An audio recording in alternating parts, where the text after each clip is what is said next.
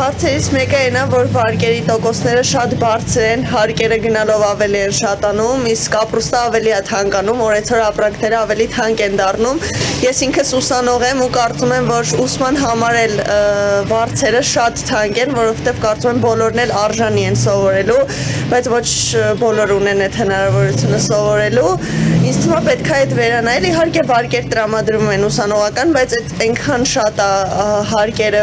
ու աշխատավարձը այնքան քիչ է, որ այդ չի լինում ոչ մի ձև համատեղել, ինձ թվում է այդ կարևոր հարցերից մեկն է։ Կրթությունը չի կարող լինել միայն այն մարդկանց հնարավորությունը, ովքեր կարողանում են վճարել։ Կրթությունը պետության ռազմավարական ներդրումն է սեփական ապագայի մեջ։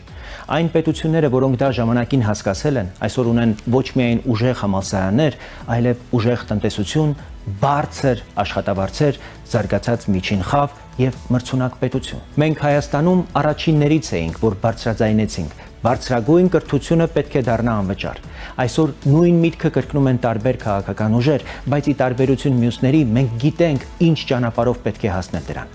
Աշխարհի շատ բարեկեցիկ երկրներ՝ Գերմանիան, Դանիան, Ֆինլանդիան կրթությունը հասանելի են դարձրել, որովհետև հասկացել են՝ երկրի ուժը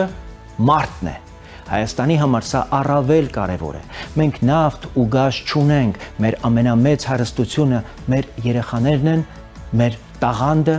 մեր տաղանդավոր երիտասարդները։ Եթե երիտասարդը կարողանում է սովորել առանց պարտքերի տակ ընկնելու, հետո նա լավ մասնագետ է դառնում, լավ աշխատանք է գտնում, հարկ վճարում, ընտանիք կազմում եւ ապրում Հայաստանում։ Երբ կրթությունը դառնում է հասանելի, սկսվում է շղթայական ազդեցություն ամբողջ պետության վրա։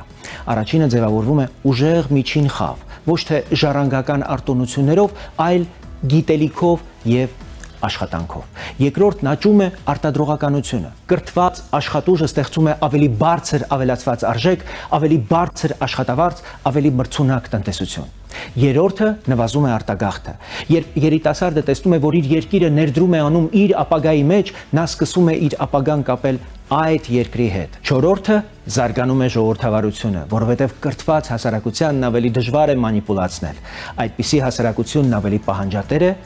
ավելի պատասխանատու։ Եվ հինգերորդը ուժեղանում է պետության անվտանգությունը։ 21-րդ դարում պետությունները հաղթում են ոչ միայն բանակներով, այլ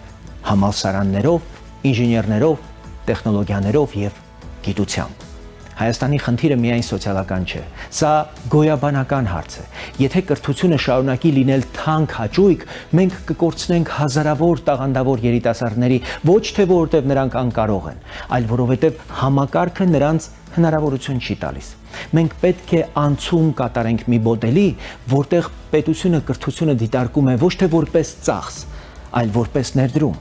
որտեղ անվճար կրթությունն ուղեկցվում է որակի բարձրացմամբ, գիտության ֆինանսավորմամբ, համալսարանների արդիականացմամբ եւ տնտեսության պահանջներին համապատասխան մասնագիտությունների զարգացմամբ, որովհետեւ իրականում անվճար կրթությունը պետության վրա բեռ չէ, անկրթությունն է բեռ, արտագաղթն է բեռ, ցածր վարձատրվող պարտքերի տակ ճզմված, ապագայից հրաժարված երիտասարդությունն է բեռ։ Բարեկեցիկ պետությունները կառուցվում են, երբ երիտասարդին ասում են.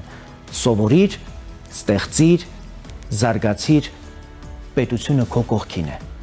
Հունիսի 7-ին ընտրիր այն Հայաստանը, որտեղ կրթությունը արտոնություն չէ, այլ իրավունք։ Ընտրիր պետություն, որը ներդրում է անում իր երիտասարդության, իր գիտության եւ իր ապագայի մեջ։